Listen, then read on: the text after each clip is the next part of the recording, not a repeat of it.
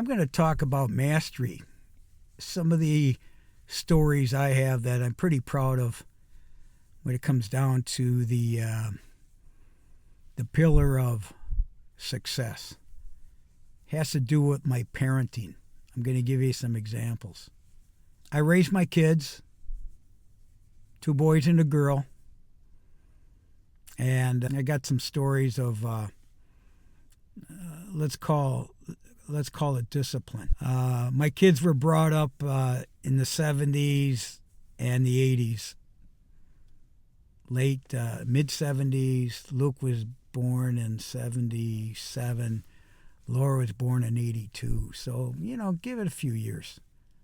High school, grade school, college, and so on. I still had some say-so, okay? The reason why I want to talk about mastering parenthood is because I feel like I was a good dad. I do. I feel like I was a really good dad, and I was a master of it. And the reason why I'm saying I was a master of it is because I'm one of 11 kids. Back in the day, they used to say, well, what do the parents know? They did the best they could. Not in our family. It was mom and dad. That was the administration. I looked at it like the Marine Corps. I didn't like the structure. I'm one of 11. I was born in the 50s, so the 60s and the 70s. My parents had 6 behind me. So think about that. But I observed the good, the bad, and the ugly in the first 4. I didn't see as much about the ones younger than me because I was out the door doing my own thing. Let me give you a good example with what I did with my kids. And I was a single parent starting when Luke was maybe 11 or 12 and Laura was like 5. It hurt. It killed me to be a single parent, especially as an Italian traditional guy. My career was off the charts. I had a great education. I had all the great things in life that I was building in my early 30s. And then all of a sudden, the divorce came. I had to rethink how I was going to raise my kids as a disciplinarian, as a single parent, because that was, I believe, my role. And I didn't want them to get off the track if we were husband and wife and 3 kids and living happily ever after. Well, it didn't happen. So I created my own traditions. I created my own structure. And my structure was something that I wanted to do because I was successful at what I was doing. So I wasn't into drugs. I wasn't into alcohol. I wasn't into screwing around. I was a workaholic. And my career was double time now because I had 2 households. And I was hit with some heavy child support, no problem, but it was all the additional stuff that I had to do. But I was really fortunate because I was in sales and marketing. So I could more or less create my own schedule. I got very involved with sports and coaching my kids because that was my way of getting involved. So I coached all 3 of them. Hockey, baseball, softball,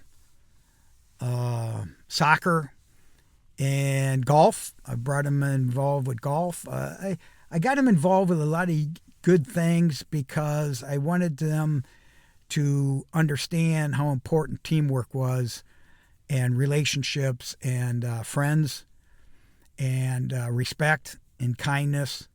At the same time, you got to compete in the world. I believe Luke understood me better because he was older. It hurt all 3 kids to divorce, but at the same time, they accepted it. And one of the things I did as I went through the divorce, because I was still pretty messed up, man, you know, emotionally, mentally. And I had a career. I was worried about losing my job. We're talking about 80s, late 80s. I wanted to get really involved with my kids. And I also wanted to show them that, you know what, this is okay. We can get through this. And we lived in a small community. And my kids all went to a Catholic school, parochial school. I felt bad that I believe they were the only kids that parents were divorced. And that really hurt, you know. They went through the sacraments, you know, communion, confirmation, and so on. I'm from such a large family. My parents have over 100 descendants. So we saw baptisms, we saw tradition, we saw weddings, we saw, you know, all these years. And my parents were always unified. They were married eventually 74 years. When my mom passed at 94. My father's still alive. He'll be 100. And my father's still coaching us. He's still the man, you know. And people go to him, the grandchildren and the great-grandchildren and so on, for advice and so on. He's got his mental skills, his emotional skills. He's got his motor skills. I mean, the guy is sharp. It's unbelievable. Going back to having that background in sales and marketing and incentivized and loving sports, not only did I have to have a great career and make enough money so they can live a good lifestyle, my deal with my kids was education. So I sent them to therapy, group therapy, individual therapy, and so on while I was going through the divorce. And the therapist told me eventually, "Hey, Rock, kids are fine. They're going to make it. You're the one that needs therapy." Oh, okay. I had to let that go to say, okay, I'll work on myself. So as I work on myself, I could help my children grow and not be bitter, not resentful, not hate, and expose them to sports, competition, fun.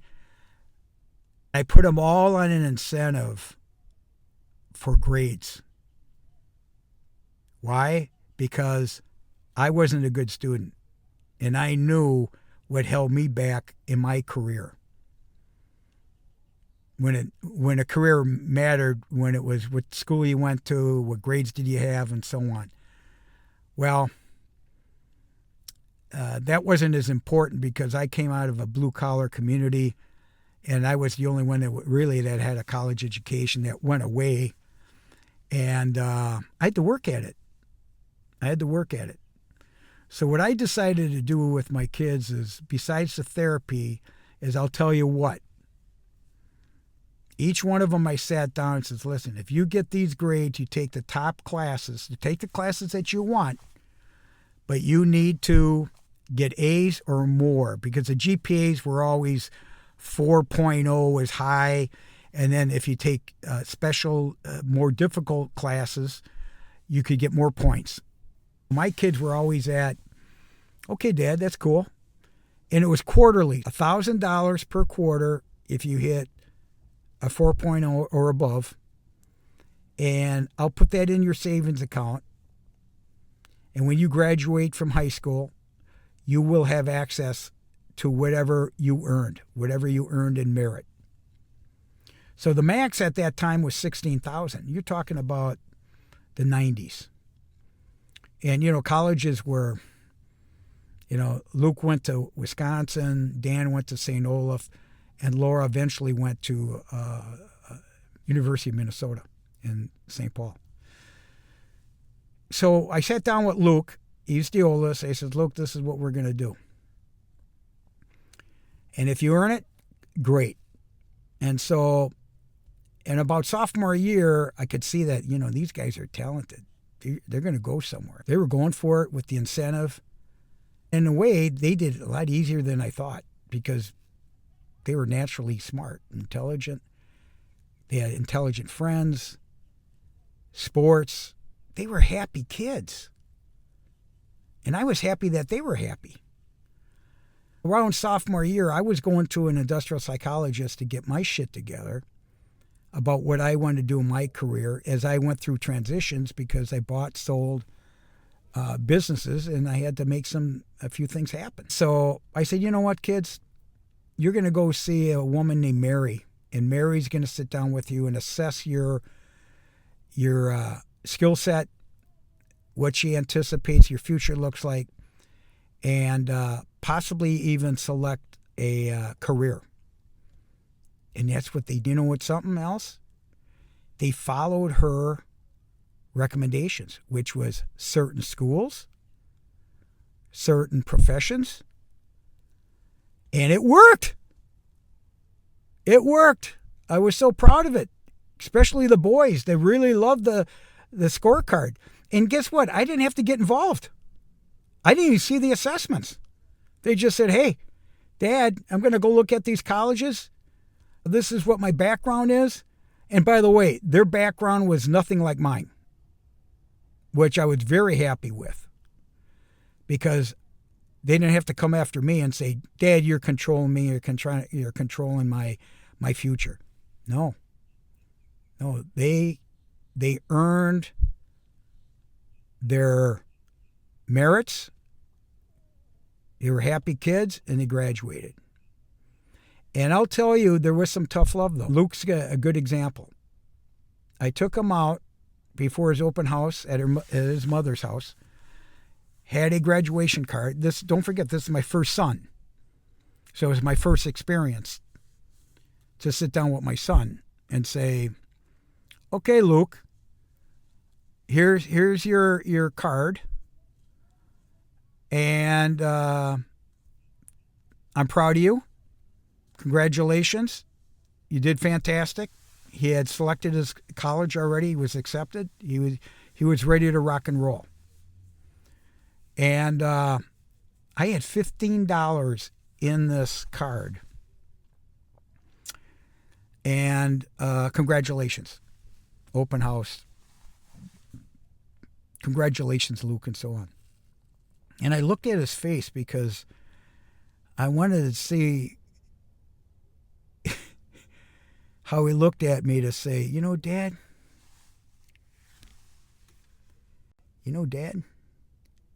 it's short $1. It should be $16. And think about my eyes. I knew it was coming. And the money was in the bank. I had saved the $16,000 for him. And don't forget, I got two more behind him.